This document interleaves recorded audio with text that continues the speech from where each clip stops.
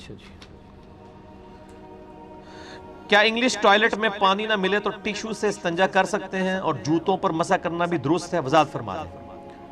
English toilet ہو یا کوئی اور ٹوائلٹ ہو، اگر آپ کے پاس پانی اویلیبل نہیں ہے ٹوائلٹ کے اندر، یہ عموماً انگلینڈ کے اندر، یورپ میں ایسا مسئلہ ہو جاتا ہے کہ وہ اندر صرف ٹیشو رکھے ہوئے ہوتے ہیں، پانی کے جو بیسن ہے وہ باہر ہے، تو اس کا طریقہ یہ ہے کہ آپ 2-4 ٹیشو لیں، گیلے کر کے اندر لیں، اور آپ جو بڑا استنجا ہے وہ گیلے ٹیشو کے ساتھ کریں تاکہ وہ صفائی صحیح طریقے سے ہو۔ رہا چھوٹے استنجے کا مسئلہ تو وہ اتنا زیادہ بڑا معاملہ نہیں ہوتا، اس کو آپ صرف ٹیشو سے بھی کر لیں کافی ہے، وہ اتنا حصہ جو ہے اس سے کور ہو جاتا ہے۔ بل اس میں بھی آپ اگر آپ ٹیشو پیپر گیلا کر کے لے جائیں، اس کے ذریعے اگر آپ کرنا چاہتے ہیں پہلے خشک سے کر لیں، پھر گیلے سے پونچھ کے اس کو پھینک دیں تو یہ معاملہ بالکل ٹھیک ہو جائے گا۔ باقی جوتیوں پر اور موزوں پر مسح نبی علیہ السلام سے ابو داؤد میں، ترمذی میں حدیثیں موجود ہیں، ایون صحیح بخاری کے اندر موجود ہے، نبی علیہ السلام نے جوتیوں سمیت نماز پڑھی ہے، اور جوتیاں ایسی ہونی چاہیے جن کے تلوے نیچے سے فلیٹ ہوں، جس میں گندگی نہ پھنسے۔ ہماری عموماً جوتیاں جو ہیں ان کے نیچے گندگی پھنس جاتی ہے، اس کو انشور کرنا ضروری ہوتا ہے۔ جس طرح کھسے ہوتے ہیں اس کے نیچے کوئی چیز جمتی نہیں ہے نا، یہاں تو نیچے امپریشن بنے ہوتے ہیں، بعض اوقات گندگی، اگر گندگی ہے، گندگی سے مراد ہے کوئی ناپاک چیز، مٹی ہے یا اس کا کوئی تودا لگ گیا، وہ گندگی نہیں ہے، وہ عرف عام میں گندگی ہے، ویسے وہ اس کے اعتبار سے گندگی نہیں ہے۔ تو ایسی مسجد جس کے اندر قالین نہ بچھے ہوں، جوتیوں سمیت نماز پڑھی جا سکتی ہے۔ جنازہ تو سارے پڑھ رہے ہوتے ہیں، جہاں پہ قالین ہے وہاں جوتیوں کے ساتھ نماز نہیں، اور جوتیوں کے اوپر مسح بھی نبی علیہ السلام نے کیا ہے۔ جب جوتیاں پہنی ہوئی ہوں اور اندر آپ نے موزے پہنے ہوئے ہیں، اگر موزے نہیں پہنے پھر جوتیاں کم از کم آپ کے ٹخنے کور کریں، اگر ٹخنوں سے نیچے جوتیاں ہیں تو پھر ان پہ مسح نہیں ہوگا۔ ہاں اگر نیچے جراب اور آپ نے موزہ پہنا ہوا ہے اور اس کے اوپر آپ جوتی آپ کی ٹخنوں سے نیچے ہے بوٹ، پھر آپ مسح کر سکتے ہیں، کیونکہ بیسیکلی بوٹ کے اوپر مسح نہیں ہو رہا، بیسیکلی جراب پہ ہو رہا ہے۔ جیسے ہمارے فوجیوں کے وہ بڑے بڑے اونچے والے بوٹ ہیں، ان کے اوپر وہ ایک دفعہ وضو کر کے پہن لیں تو مسافر ہیں تو 3 دن تک، 3 دن اور 3 رات، اور اگر مقیم ہے تو 1 دن اور 1 رات تک وہ مسح کر کے نماز پڑھ سکتے ہیں، بشرطے کہ نیچے کوئی اور گندگی نہ لگے۔ ٹھیک ہوگا جی۔ سورہ ہود کی آیت نمبر 107 اور 108، 107 اور 108 کے حوالے سے لگتا ہے کہ جہنم ہمیشہ کے لیے نہیں ہے اور جنت ہمیشہ کے لیے ہے، آپ کا کیا موقف ہے؟ امام ابن تیمیہ اور محی الدین ابن عربی کا بھی یہی موقف ہے، بلکہ آپ کے استاد ڈاکٹر اسرار اور غامدی صاحب کا بھی یہ موقف ہے۔ اور منو نہ تڑی لایا کرو کسی دی، اللہ دے بندے ہو، دلیل کے اوپر بات کریں۔ یہ بات صحیح ہے کہ امام ابن تیمیہ اور محی الدین ابن عربی ایک طرف سلفیوں کے امام ہیں، ایک طرف صوفیوں کے امام ہیں، دونوں کسی بات پہ متفق نہیں ہیں، لیکن اس بات کے اوپر متفق ہیں، اور اس آیت سے وہ غلط رزلٹ نکالتے ہیں۔ دیکھیں عقیدہ جو ہے نا، یہ اصول کی بات ہے، اصول جو ہے اجتہاد سے نہیں ہوتا جب تک نص موجود نہ ہو۔ یہ سورہ ہود کی آیت نمبر ہے 107 اور 108، ظاہر ہے یہ 12ویں پارے میں ہی آئے گی، 107 108۔ ہاں جی، اعوذ باللہ من الشیطان الرجیم، بسم اللہ الرحمن الرحیم۔ پہلے دوستیوں کا ذکر آیا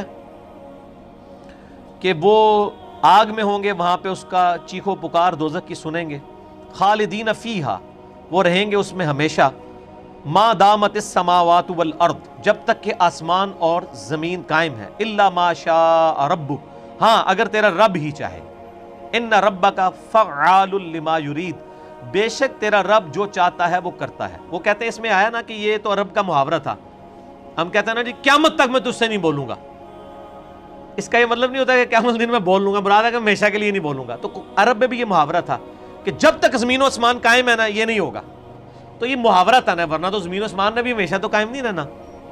تو یہ محاورتاً بات ہوئی ہے کہ دوزخی دوزخ میں رہیں گے جب تک زمین و آسمان قائم ہے، الا یہ کہ اللہ ہی چاہے۔ وہ کہتے ہیں یہ جو ہے نا الا یہ کہ اللہ چاہے، تو اس کا مطلب ہے بعد میں کبھی نہ کبھی اللہ تعالیٰ دوزخ کو ختم کر دے گا، کیونکہ 7 الفاظ ہیں، ان ربک فعال لما یرید، بے شک تیرا رب جو چاہتا ہے کرتا ہے۔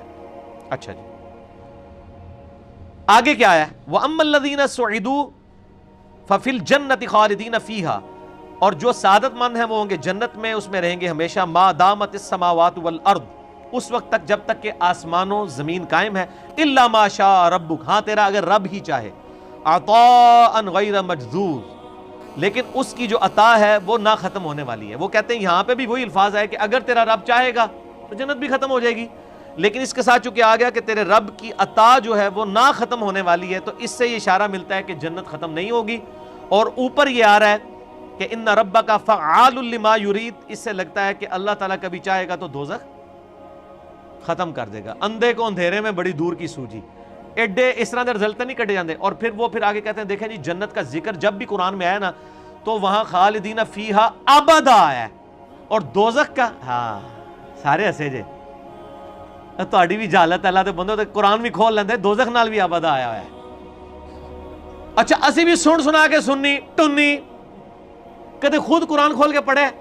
اور یہ بات اتنی مشہور، اتنے بڑے بڑے علماء کر رہے ہوتے ہیں جی جنت کا جب بھی ذکر آیا نا تو وہ ابدا کے ساتھ آیا ہے، اور دوزخ کا ذکر جب آیا تو صرف خالدین فیہا آیا، ابدا نہیں آیا. میں دسنا ابدا اللہ دے بندے ہو، میں نہیں یہ بنایا قرآن ابدا کہاں کہاں آیا. سنیں سورۃ الجن،